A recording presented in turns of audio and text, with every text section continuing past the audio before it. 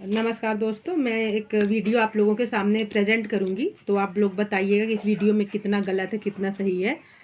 ना हिंदू ना मुस्लिम अदर कोई धर्म, वो सब चीज़ें तो ठीक है। आप नियम कानून जो भी बनाओ वो इक्वल बनाओ।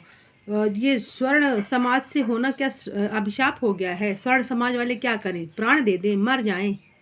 जो आप नए नए रूल्स रेगुलेशंस लेके आते हो, वो ज़माना चला गया। ज़माना में खैर कभी था ही नहीं कि कोई अदर कास्ट के प्रताड़ित थे, समथिंग कुछ भी था। वो तो बस एक हवा बना था जो कि ज़बरदस्ती आज भी बना है। और ये जो यूजीसी के थ्रू अभी एक और बनाया गया है नियम स्वर्ण छात्रों को लेके, तो ये मेरे हिसाब से नहीं, ये एक्चुअली में गलत ही है। अब यहाँ पे बात बस यही निकल के आती है कि क्या स्वर्ण समाज होना इतना बड़ा अपराध है कि सारे नियम कानून, मतलब जो स्वर्ण समाज के बच्चे होंगे वो ही सारी गलती करेंगे, अदर कास्ट वाले कोई गलती नहीं करेंगे। और आपको देश को आगे बढ़ाना है या फिर आपको स्वर्ण समाज को टारगेट करना है? जो आप रोज़ नए कानून लेके आते हो, और अगर आप लेके आते भी, वायलेंस सबके साथ होता है। भुखमरी में स्वर्ण समाज के लोग भी जी रहे हैं, उनकी लड़कियों के साथ भी गलत होता है, छेड़छाड़ होता है। तो ये तो कहीं से भी सही नहीं है ना कि आप सिर्फ एक पक्ष को लेकर कानून बनाए जा रहे हो। तो ये तो बिल्कुल गलत चीज़ है। और मैं बोलूँगी जो भी स्वर्ण समाज के लोग हैं, कृपया कर इसके लिए आप लोग आवाज़ उठाएं, और जो जितना बन सके तो आप गवर्नमेंट को इस चीज़ के लिए करें कि जो ये रूल्स रेगुलेशंस आप बना रहे हो तो फिर सबके लिए बनाओ, या तो किसी के लिए नहीं बनाओ। स्वर्ण समाज वाले क्या करें? त्याग दें, अपनी ज़िंदगी त्याग दें, या फिर अपना समाज बदल कन्वर्ट कर दें, आपके ST SC OBC में हम चले जाएं। तो जैसा भी है, तो गवर्नमेंट हमको भी सजेस्ट करे कि हमारे स्वर्ण समाज के बच्चे क्या करें। पहले तो आपने आरक्षण दे रखा हर चीज़ में, पढ़ाई लिखाई, फीस, किराया भाड़ा, जो भी जैसा भी है। कहीं से वो आते हैं जाते हैं तो उनको आप पैसे भी दे रहे हो। फॉर्म की फीसेस भी कम है हमारा, अगर हम 1000 रुपये में फॉर्म भर रहे हैं तो आप उनको 50 रुपये में ही फॉर्म भरवा रहे हो। यहाँ तक तो फिर भी ठीक है, बट अभी एक नया बनाया ST SC एक्ट था, जिसमें कि स्वर्ण समाज के लोगों को अगर दलित ने कह दिया कि हाँ इन्होंने मुझे मारा, तो आप पक्ष जांच नहीं करोगे, बस हाँ मारा, वो चीज़ हो गई।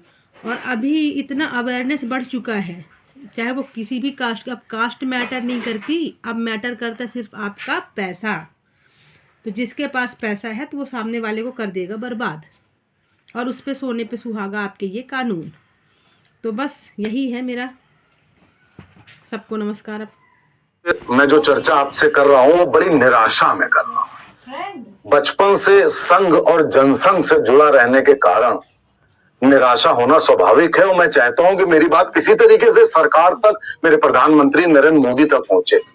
सरकार ने एक गजट में एक फैसला लाई है यूजीसी के थ्रू यूनिवर्सिटीज में, और यह फैसला लाई है कि यूनिवर्सिटीज में इक्विटी कमेटीज बनेंगी, और कमेटी जो बनेंगी उसमें क्या होगा कि सारे छात्रों को 2 फाड़ में बांट दिया जाएगा।